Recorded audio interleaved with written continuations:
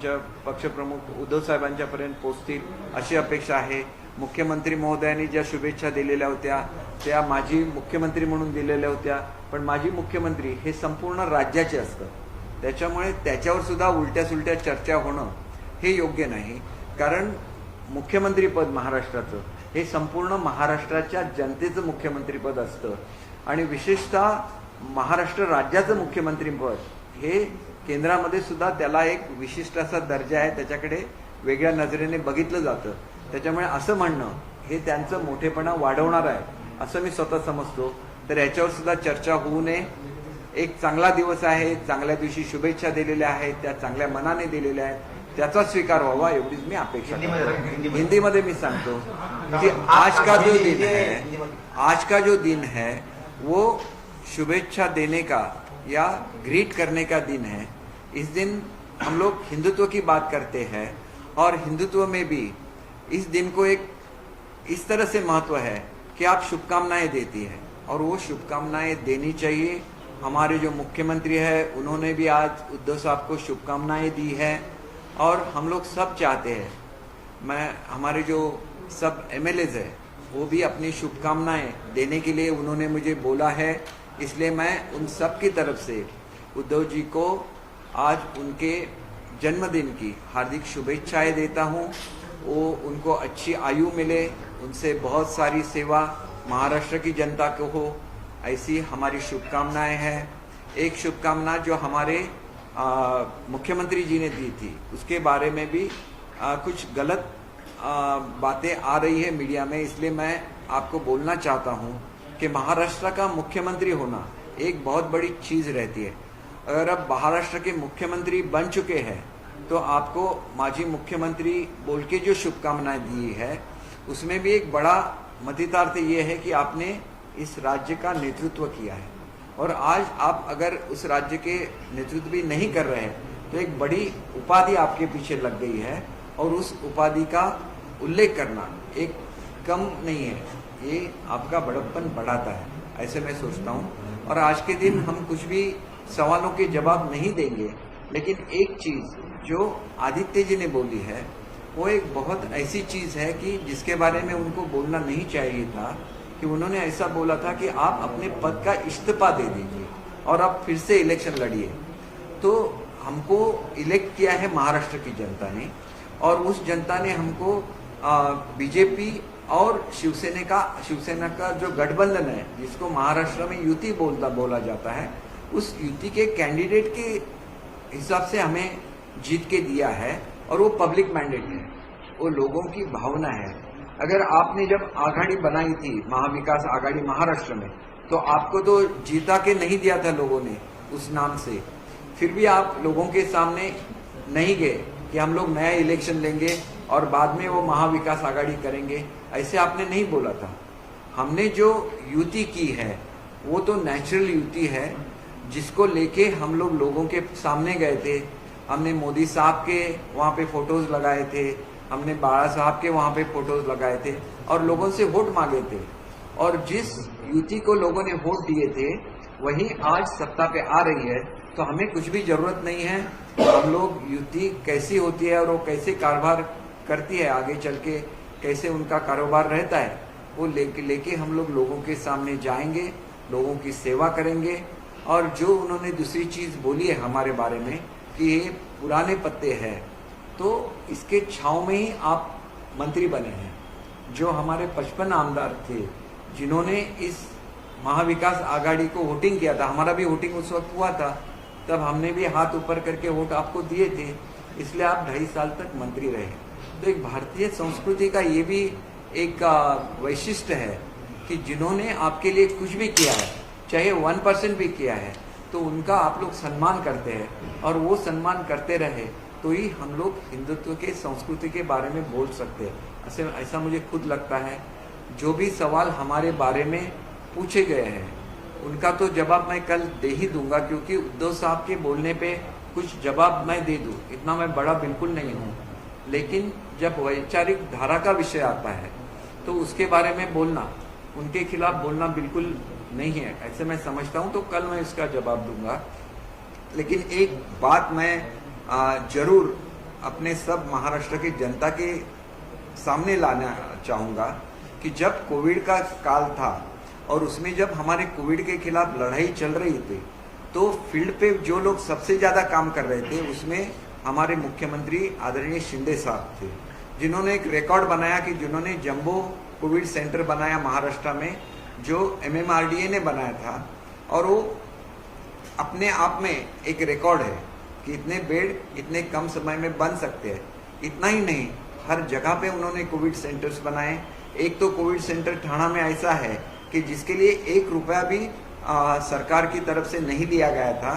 पूरा खर्चा वो उन्होंने खुद, और जो उनके जो चहेते सब कंपनीज है, उन्होंने इकट्ठा आके ये सेंटर बनाया था।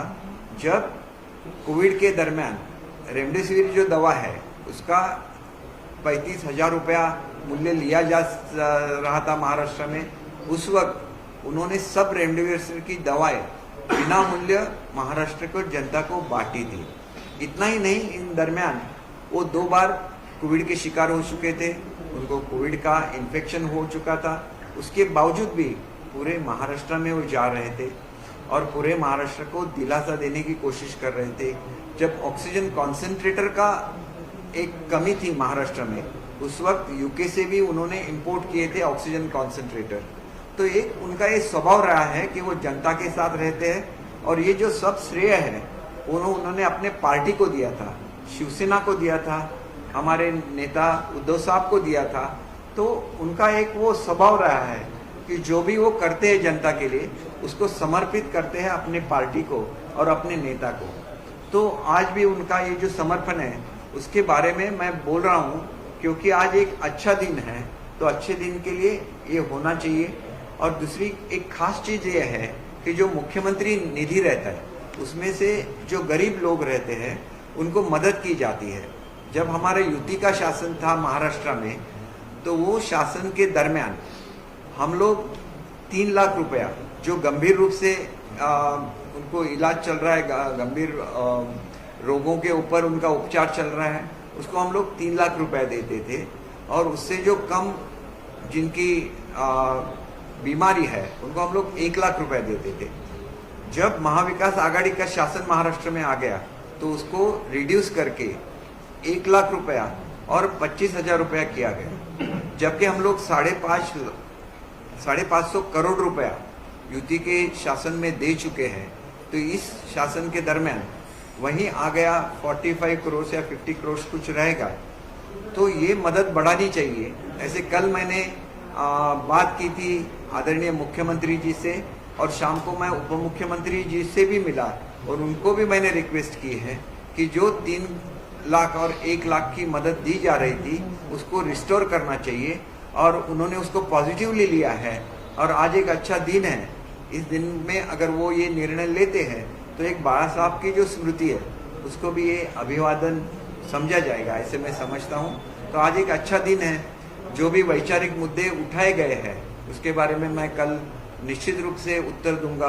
दूसरी चीज़ ये है कि ये जो इंटरव्यू है वो उनके प्रवक्ता ने लिया हुआ है, तो प्रवक्ता को ये देखना चाहिए कि हम लोग ऐसी इंटरव्यू ले ले जिसके उत्तर भी पॉजिटिव आ जाए और जनता की शुभकामनाएं ये उद्धव साहब को मिले। आपने देखा कि कल की जो इंटरव्यू थी उसके बारे में एक रिएक्शन आ गया, अदर जो पार्टीज है उनकी तरफ से रिएक्शन आ गया। तो ये रिएक्शन आना कुछ अच्छी बात है ऐसे मैं नहीं समझता हूँ। तो उनको भी ये केयर लेनी चाहिए कि ऐसे शुभम जो ये रहते हैं मौके रहते हैं, उस मौके पे अच्छी तरह से ऐसे सवाल पूछे जाए ताकि सब महाराष्ट्र की वजह से सब पार्टी की तरफ से शुभकामना आ जाए उनके लिए। तो आगे चल के वो ये प्रिकॉशन लेंगे ऐसे मैं सोचता हूँ। और वो एक महाविकास आघाड़ी बनी, उनके वो एक प्रमुख थे जिनका कंट्रीब्यूशन था ये महाविकास आघाड़ी में बनने के लिए। तो उनके बारे में भी कुछ अच्छे निर्णय होने चाहिए थे। जब गठन हुआ उस मंत्रिमंडल का, तो कुछ अच्छे निर्णय उनके बारे में और उन्होंने जो सेवा की है उसके बारे में कुछ अच्छे निर्णय होने चाहिए थे, ऐसे मुझे लगता है। और इसलिए ये प्रिकॉशन नहीं लिया तो उनका भी माइंड एक ठीक से और एक पॉजिटिव दिशा में काम करता, लेकिन ऐसे निर्णय लेते हुए कुछ कमियां रह गई होंगी तो उसका भी उल्लेख मैं करता हूं कि उनके तरफ से रिस्पेक्ट होने की वजह से मैं ये उल्लेख करता हूं। और मैं आज भी आप सबसे विनंती करूंगा कि आज कोई भी हो, चाहे वो मुख्यमंत्री महोदय की किया हुआ ट्वीट हो, तो उसके एक पॉजिटिव रूप में आप देखिए। और हमारी शुभकामनाएं आज है, कल भी रहेंगी, लेकिन जो मुद्दे उठाए गए थे उनके बारे में मैं जरूर जवाब दूंगा।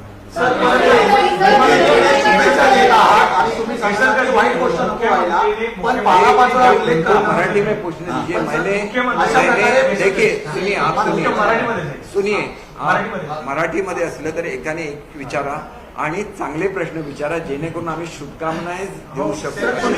मुला बोलताय, पण अशा प्रकारे मुलाखतीचे 2 भाग घेणं, पालकत्वाचा गद्दार उल्लेख करणं, कुठेतरी परतीचा मार्ग ते स्वतःच बंद करतात असं वाटतंय का? हे बघा, मी नेहमी तुम्हाला असं सांगतो की एकीकडे असं म्हटलं जाते की आम्ही उद्या मी याची उत्तरं देईन ना तुम्हाला।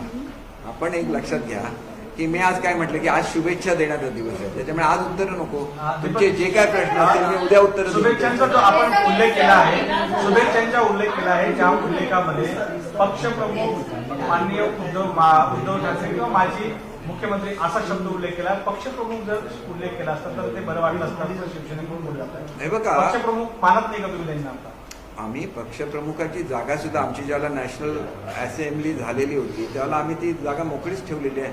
कोणासाठी मोकळी ठेवली तुम्हाला माहिती आहे की त्यांनी शेवटी जागा ती स्वीकारून सगळं गोड व्हावा शेवट, अशी अपेक्षा असल्यामुळे शिंदे साहेबांनी ती मोकळी ठेवली असावी। परंतु मला एवढंच तुम्हाला सांगायचंय की आजच्या दिवशी अप्रिय प्रश्न का घ्यायचे?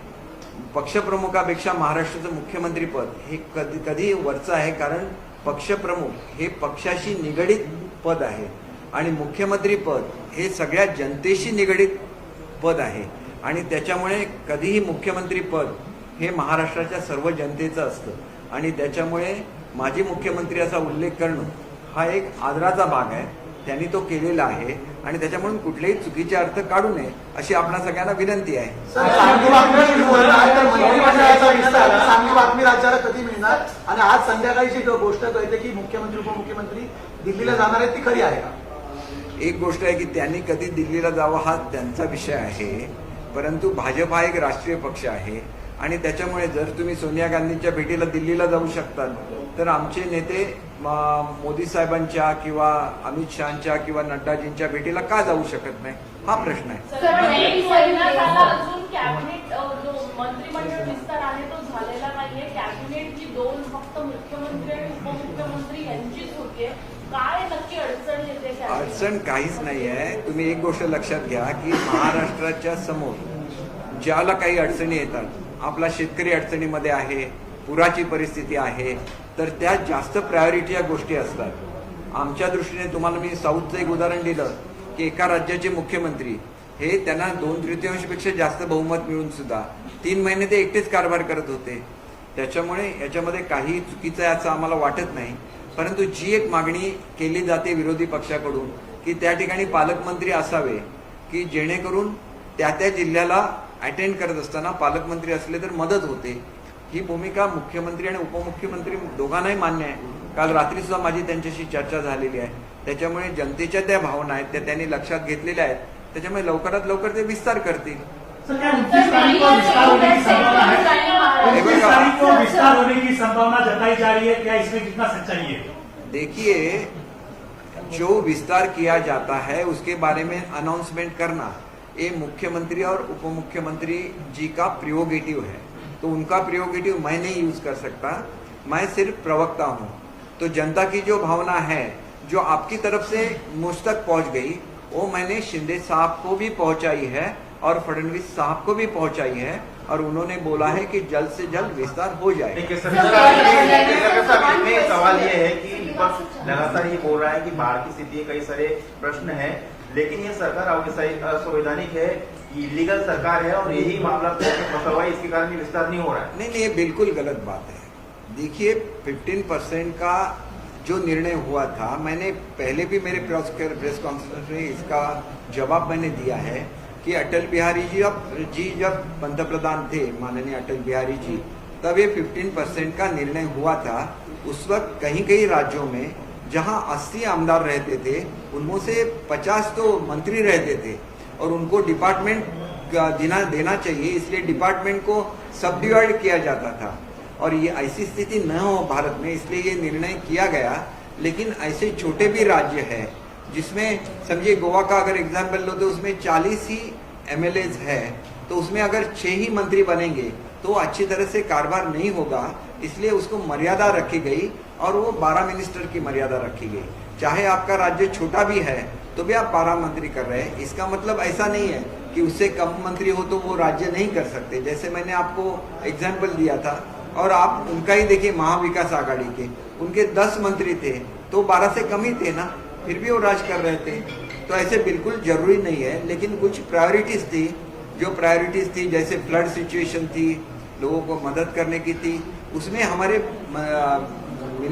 जो चीफ मिनिस्टर है और डिप्टी चीफ मिनिस्टर उसमें बिजी थे, तो अभी वो ये करेंगे। और देखिए एक भी MLA ने ऐसा नहीं बोला है कि मंत्रिमंडल का विस्तार जल्दी कीजिए, क्योंकि हम लोग सब सेटिस्फाइड है कि लोगों की मन की सरकार आ गई है, तो जब भी वो चाहे विस्तार कर सकती है और हम सब MLA के साथ। केसरकर साहब, एक सवाल ये है कि शिवसेना पक्ष प्रमुख बड़ा होता है ये शिवसेना में या कि पूर्व मुख्यमंत्री, क्योंकि आज का जो CM का ट्वीट था उसमें पक्ष प्रमुख हमेशा से अब तक ऐसा रहा है कि मुख्यमंत्री रहते हुए भी पक्ष प्रमुख शब्द का इस्तेमाल किया गया, लेकिन आज मुख्यमंत्री की तरफ से कार्यक्रम नहीं, इससे आप कुछ भी गलत निष्कर्ष मत निकालिए, यही मेरा कहना है। क्योंकि मुख्यमंत्री ये पूरे राज्य का मुख्यमंत्री रहता है और पक्ष प्रमुख सिर्फ उस पक्ष का रहता है। तो जब वो एक बार मुख्यमंत्री बन गए तो पूरे महाराष्ट्र के बन गए और ये मुख्यमंत्री हमेशा पक्ष प्रमुख, ये एक पॉलिटिकल पार्टी का पद है और मुख्यमंत्री ये पूरे महाराष्ट्र का पद है, तो हमेशा ये ऊपर ही रहेगा। आपने कहा कि आपकी पार्टी जो कार्यकारिणी हुई उसमें पक्ष प्रमुख का पद जो है वो वैकेंट रखा गया। वो वैकेंट रखा गया है, लेकिन वो कब भरा जाएगा उसका जवाब भी आपको जल्दी ही मिल जाएगा। आपने ये कहा कि आप खुद कह रहे हैं अपने मुंह से कि पक्ष प्रमुख उद्धव ठाकरे को आपने शुभकामनाएं दी है। दीपक केसरकर खुद पक्ष प्रमुख मान रहे हैं, लेकिन महाराष्ट्र के मुख्यमंत्री एकनाथ शिंदे वो इस बात को मान ले रहे हैं। इस ट्वीट से ये बात साबित हो रही है। नहीं, बिल्कुल नहीं, आप ट्वीट से गलत, आपको पॉजिटिवली देखिए ना। अब हर चीज को अगर इस नजरिए से देखेंगे तो वो गलत होगा। मुख्यमंत्री दिल्ली जा रहे हैं तो दिल्ली जाने को लेकर लगातार ये आरोप लगा रहे हैं कि दिल्ली के सामने घुटने टेक रहे हैं, वहां का रिमोट कंट्रोल से यहाँ पे मुख्यमंत्री चल रहे हैं। देखिए, आपको मालूम है कि जब महाविकास आघाड़ी का गठन हो रहा था तो पहले कॉमन मिनिमम प्रोग्राम बना और उसके बाद उन्होंने अपना सपोर्ट डिक्लेयर किया। उसके लिए उन्होंने 1 महीना लिया एक कॉमन मिनिमम प्रोग्राम बनाने के लिए, और अपना जो सपोर्ट है वो डिक्लेयर करने के लिए उन्होंने 1 महीना लिया। तब कब हमने बोला था कि आपने दिल्ली के साथ घुटने टेक दिए? दिल्ली तो सेंटर है भारत का और कभी भी देश ये राज्य से बड़ा रहता है और इसीलिए देश के पंतप्रधान को मिलना इसमें कोई कमी नहीं है। वो तो देश के सर्वोच्च पद है वो, तो उनके मिलने में कोई उनको ये लगे कि वो कोई छोटी चीज कर रहे हैं, तो ये उनको ऐसे नहीं सोचना चाहिए। छत्रपती संभाजीनगर या नावाला उच्च न्यायालयामध्ये आव्हान देण्यात आलेलं आहे। आता जी आहे याचिका दाखल करण्यात आलेली आहे, 1 तारखेला सुनावणी आहे, याकडे तुम्ही कसं पाहता? माझं म्हणणं असं आहे की हे कुठल्या धर्माशी संबंधित नाव नाहीये। औरंगजेब हे बादशाह होते, ते केवळ भारताचे नव्हते, तर त्याच्यामध्ये इराण सुद्धा येत होतं, पाकिस्तान सुद्धा येत होतं, ते सगळ्यांचे मिळून ते बादशाह होते। परंतु अत्यंत क्रूर असे ते राजा होते आणि त्यांनी महाराष्ट्रावर आक्रमण केलं। आपली सगळी सेना घेऊन ते महाराष्ट्रामध्ये आले, परंतु त्यांना महाराष्ट्र जिंकता आला नाही। त्यांचं जे अंत्यसंस्कार सुद्धा महाराष्ट्रामध्ये झाले आणि त्यांची जी कबर आहे ती सुद्धा महाराष्ट्रामध्येच आहे। परंतु महाराष्ट्राच्या राजाचा अत्यंत क्रूरपणे त्यांनी त्या ठिकाणी अंत केला। आणि का अंत केला? तर त्यांनी आपला धर्म बदलायला नकार दिला आणि म्हणून संभाजीराजेंना धर्मवीर संभाजी म्हटलं जातं। त्यांचे डोळे काढले गेले, त्यांच्या शरीराचे तुकडे गेले, तरी पण त्यांनी आपलं हे बदललं नाही, आपलं जे म्हणणं होतं ते बदललं नाही, आपल्या धर्माचा स्वाभिमान बदलला नाही। त्याच्यामुळे त्या सम्राटाचं नाव महाराष्ट्रामध्ये असावं की ज्या राजाने आपलं बलिदान आपल्या धर्मासाठी केलं त्यांचं असावं. हा इतिहासाशी संबंधित विषय आहे, तो कुठल्याही धर्माशी संबंधित विषय नाही. आणि त्याच्यामुळे संपूर्ण महाराष्ट्राच्या जिव्हाळ्याचा हा प्रश्न आहे. आणि तिथं काय महाराष्ट्रातली 100 नावं आम्ही बदललेली नाहीये. जी धर्माशी संबंधित अशी किमान 100-200 नावं असतील गावांची, आम्ही ती बदललेली नाहीयेत. आम्ही फक्त संभाजी महाराजांचं स्मरण म्हणून ते नाव बदललेलं आहे.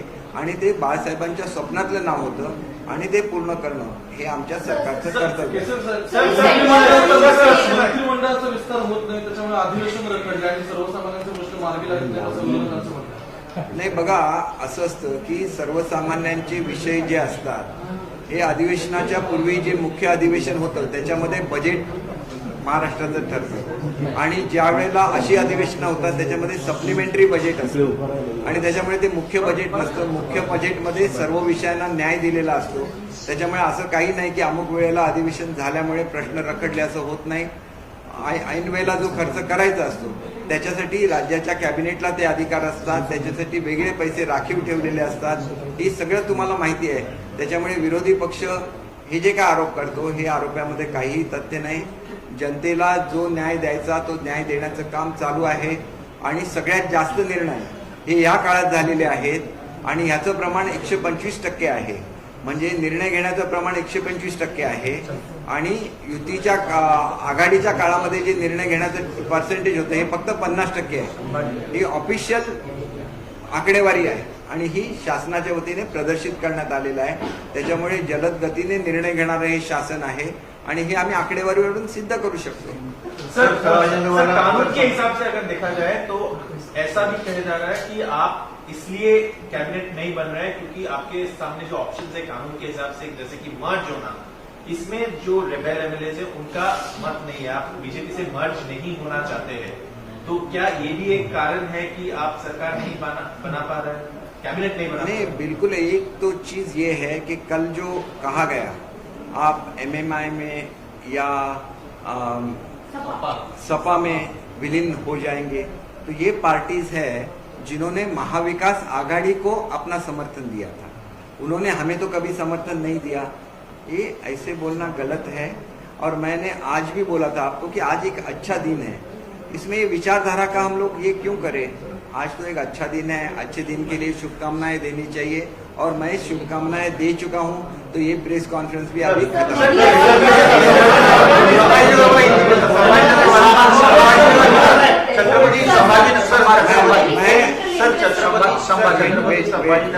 उनको संभाजीनगर वाला जो कहना है उसके बारे में ये मैं कहना चाहता हूँ कि जो औरंगजेब थे वो एक सम्राट थे. उनका जो राज था उसमें अफगानिस्तान से लेके बहुत सारा प्रदेश आ रहा था, ना कि वो सिर्फ हिंदुस्तान के राजा थे.